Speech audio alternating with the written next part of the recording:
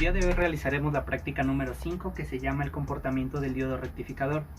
Los materiales que vamos a utilizar para el desarrollo de la práctica son un multímetro digital, una fuente de alimentación de corriente alterna, una placa de pruebas o protoboard, un transformador de 12 volts y 2 amperes con derivación, al cual le vamos a hacer una pequeña extensión con una clavija para que lo podamos conectar posteriormente.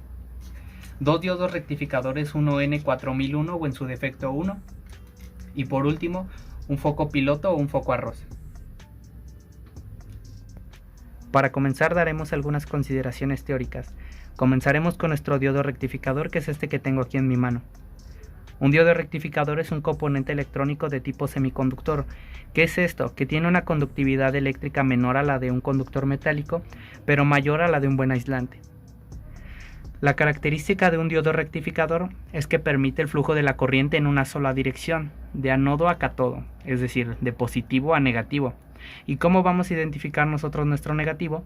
Pues si lo podemos apreciar, de este lado el diodo rectificador tiene una pequeña banda con una franja gris.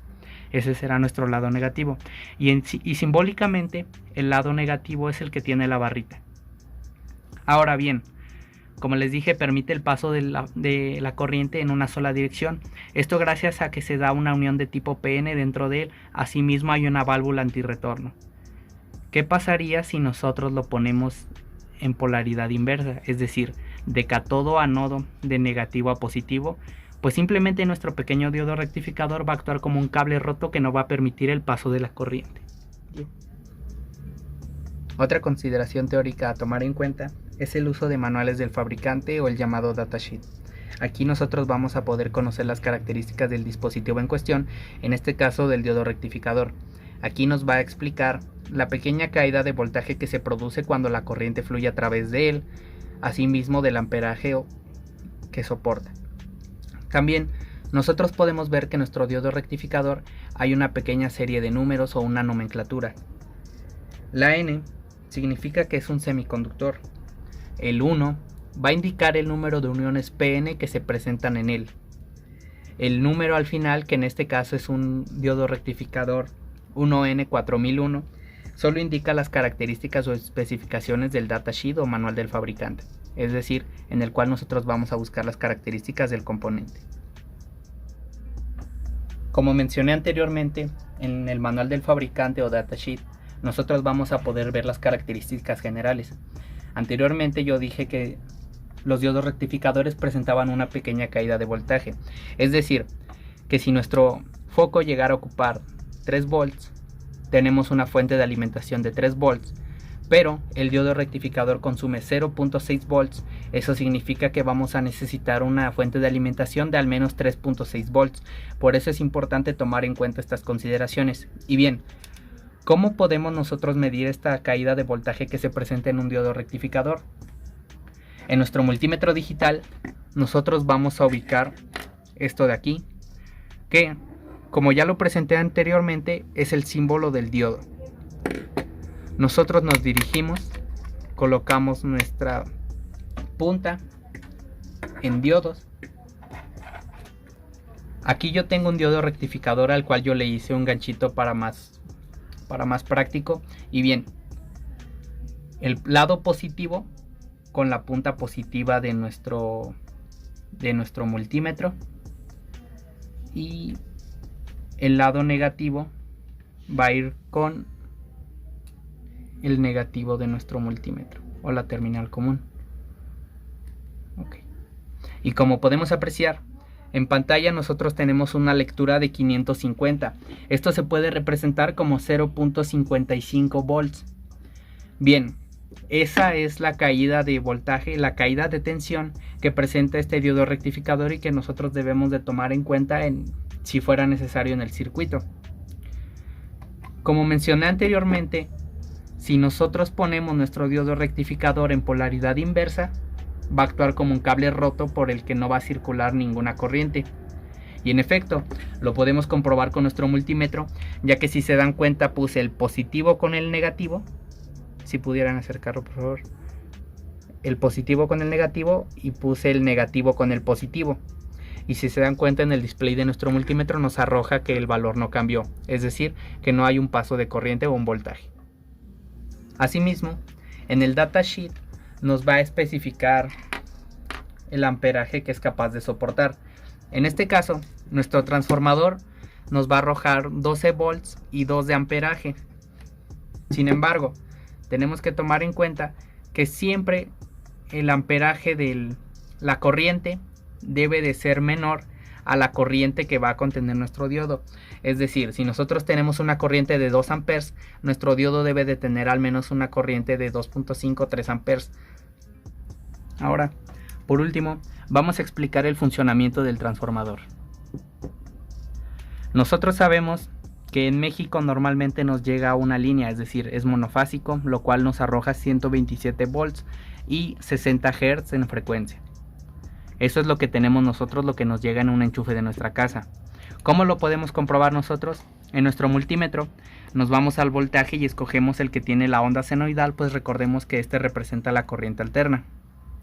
Ahora, si nosotros lo seleccionamos en la escala de 200 y lo metemos directamente a un enchufe, nos va a arrojar 129.2 volts de corriente alterna, que es lo que les había comentado anteriormente. Pues bien, ¿qué va a pasar si yo conecto mi transformador? Por aquí va a circular los 127 volts de corriente alterna y cuando llegan al transformador me lo va a rebajar a 12 volts de igual corriente alterna. Ojo, sigue siendo corriente alterna. El transformador no pasa de corriente directa a corriente alterna. ¿Y cómo podemos comprobar esto? Pues bien, de este lado tenemos nuestra protoboard y lo vamos a comprobar poniendo nuestras puntas de medición. Como podemos ver, el resultado que nos arroja el display es 12.4 volts de corriente alterna. Y ese es el funcionamiento del transformador. Como tiene derivación, de esta a esta punta tenemos 12 volts. ¿Y qué pasaría de esta a esta punta? Pues bien, metemos nuestras puntas de medición. Como podemos ver, nos arroja 6 volts, bueno, 6.1 volts de corriente alterna. Es decir, que de aquí hasta acá nosotros vamos a tener 12 volts de corriente alterna, pero como este está justamente a la mitad, vamos a tener 6 volts y de este lado vamos a tener 6 volts.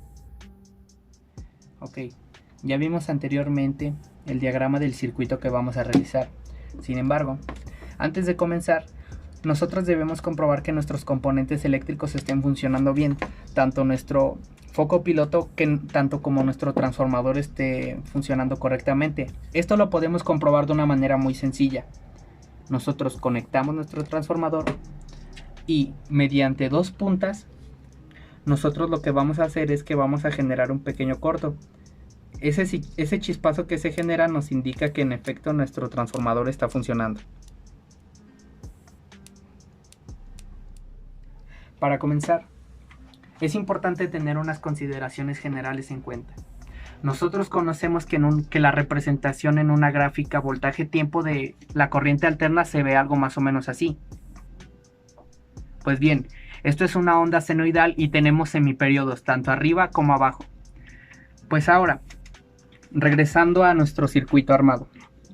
Nosotros, al conectar nuestra clavija, vamos a tener 127 volts de corriente alterna. Esta es nuestra primera señal o nuestra señal número 1. Después, al llegar al transformador y a su salida, nosotros vamos a tener dos señales. Nuestra señal número 2 va a ser de 12 volts igual de corriente alterna. Y nuestra señal número 3 va a ser de 6 volts igual de corriente alterna. Ya sea que sea el de en medio con este de aquí o el de en medio con este otro de acá. Ya hasta el momento llevamos 3 señales. Posteriormente, la corriente va a pasar por nuestro diodo rectificador y lo que va a hacer nuestro diodo rectificador es que nos va a entregar una onda rectificada. ¿Qué es esto? Una onda rectificada es cuando se elimina uno de los semiperiodos de la onda senoidal, lo que nos va a permitir que llegue a nuestro foco arroz o piloto. En su representación se vería algo más o menos así.